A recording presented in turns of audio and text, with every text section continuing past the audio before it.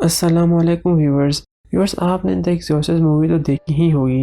1973 में रिलीज़ होने वाली इस मूवी में एक लड़की होती है जिसका नाम ड्रैगन होता है। ये लड़की ओइजा बोर्ड की मदद से शैतान को बुलाने की कोशिश करती है और ये शैतान इस लड़की पर हावी हो जाते हैं, जिसके बाद ड्रैगन पर एक्सॉर्सिज्म भी किया जाता है ताकि इसमें से ये शैतान को निकाला जा सके। व्यूवर्स, ओइजा बोर्ड एक लकड़ी का बोर्ड होता है जिस पर A से Z तक अल्फ़ाबेट्स, 0 से 9 तक नंबर्स और यस और नो जैसे टेक्स्ट लिखे होते हैं। मशहूर है कि इस बोर्ड के ज़रिए से शैतान को बुलाया जाता है और फिर ये इस बोर्ड पर मौजूद टेक्स्ट से जवाब देता है। व्यूअर्स, ये मूवी एक नावल से मुतासिर होकर बनाई है जो 1971 में विलियम पीटर ने लिखा था। इस नावल का टाइटल भी द एक्सॉर्सिस्ट था। ये मूवी हकीकत में असल वाक़े से मुतासिर होकर बनाई है। इस कहानी की हकीकत जानने के लिए हम 1940s में चलते हैं। व्यूअर्स, रोलैंडो, जिसको प्यार से सब रॉब कहते थे, 1940 में अमेरिका के शहर कॉटेज सिटी में पैदा हुआ। रोलैंडो रॉब का फर्जी नाम था। रॉब अपने घर में सबसे छोटा था। रॉब की आंटी की स्पिरिचुअलिस्ट थी और ओइजा बोर्ड की मदद से शैतान से मदद मांगती थी और इनसे अपनी मर्जी के काम भी करवाती थी। रॉब बचपन से ही ओइजा बोर्ड से शैतान को बुलाना चाहता था और अपनी आंटी की तरह बनना चाहता था।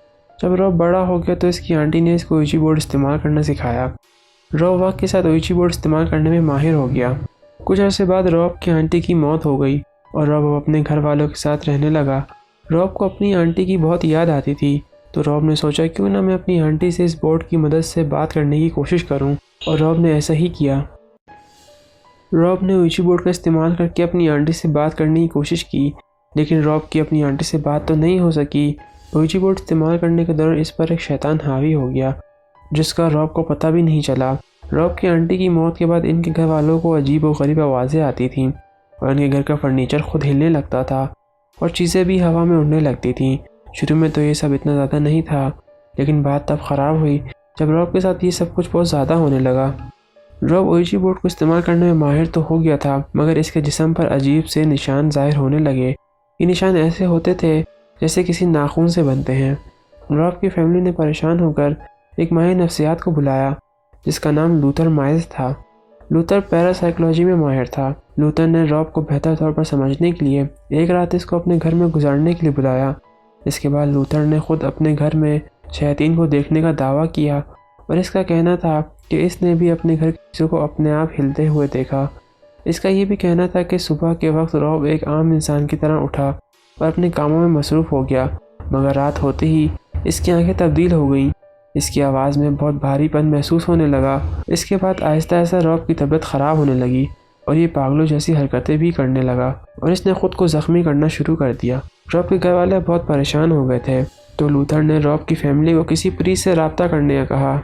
लूथर को कोई वजह समझ न आने के बायस इसका कहना था कि रॉब पोजेस हो चुका है, यानी इस पर एक शैतान हावी है। रॉब की फैमिली ने अपने शहर में मौजूद चर्च से रब्ता किया। चर्च ने रॉब की हालत को देखकर इस पर एक्सॉर्सिज्म करने का सोचा। व्यूअर्स, एक्सॉर्सिज्म एक ऐसे अमल कहते हैं जिसमें मजहबी किताबों और चीज़ों की मदद से इंसान से शैतान को निकालने की कोशिश की जाती है। रॉब का पहला एक्सॉर्सिज्म 2 प्रीस्ट ने किया जिनके नाम एल्बर्ट और वाल्टर थे। एक्सॉर्सिज्म के दौरान रॉब का बर्ताव पहले से भी ज़्यादा ख़राब होने लगा और इसने एक प्रीस्ट का हाथ भी तोड़ दिया। हालात को ख़राब होता देखकर इन प्रीस्ट को एक्सॉर्सिज्म रोकना पड़ गया। इन सब वाक़यात के बाद रॉब की फैमिली सेंट लुइस में रॉब के कज़न के पास मदद के लिए चली गई, जो कि एक चर्च यूनिवर्सिटी में पढ़ता था। वहाँ रॉब के कज़न ने अपनी यूनिवर्सिटी के प्रीस्ट से बात की, जिस पर वो रॉब को देखने के लिए राज़ी हो गया। उस प्रीस्ट का नाम बॉर्डन था। जब बॉर्डन ने रॉब की हालत देखी तो फ़ौरन दूसरे प्रीस्ट को बुलाया और रॉब पर एक्सॉर्सिज्म करने की तैयारी शुरू कर दी। रॉब पर दूसरा एक्सॉर्सिज्म एक हॉस्पिटल में किया गया। इस हॉस्पिटल का नाम साउथ सिटी हॉस्पिटल था और इस एक्सॉर्सिज्म में 3 प्रीस्ट के साथ एक माहिर नफ्सियात भी था जो इस पूरे वाक़या को देख रहा था। मशहूर है कि एक्सॉर्सिज्म के दौरान रॉब के जिस्म पर इवल और हेल जैसे अल्फाज नुमायाँ होने लगे और अजीब व गरीब किस्म के निशान भी ज़ाहिर होने लगे। जिस बेड पर रॉब को लिटाया गया था वो भी ज़ोर ज़ोर से हिलने लगा। कमरे में मौजूद सामान टूटने लगा और रॉब मुख्तलिफ ज़ुबानों में बात करने लगा, जिसमें लातीनी ज़ुबान भी शामिल थी, और इसने ऐसी बातें करनी शुरू कर दी जो इसकी उम्र के बच्चों को नहीं पता होती। रॉब की हालत को देखते हुए इसको हॉस्पिटल से चर्च ले जाने का फ़ैसला किया गया। रास्ते में रॉब ने ड्राइवर पर हमला कर दिया, जिसकी वजह से गाड़ी क्रैश होते होते भी बची। मशहूर है कि बहुत सारे एक्सॉर्सिज्म के बाद 1949 में रॉब अपनी असल हालत में वापस आ गया था और इसको अपनी माजी में होने वाले वाक़यात में से कुछ भी याद नहीं था। जैसा कि फ़िल्म में दिखाया गया था कि एक प्रीस्ट रीगन पर हावी शैतान को अपने अंदर आने का कहता है ताकि रीगन शैतान से आज़ाद हो जाए।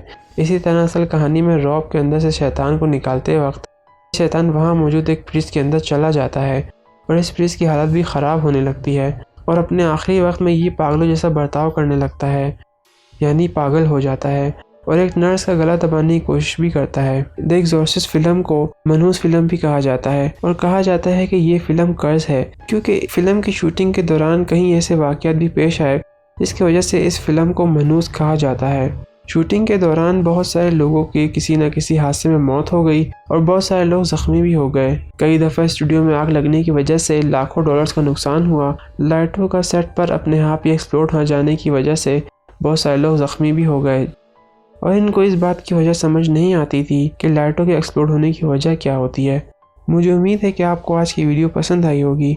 ऐसी मज़ीद वीडियो देखने के लिए चैनल को सब्सक्राइब करें और वीडियो को ज़रूर लाइक करें।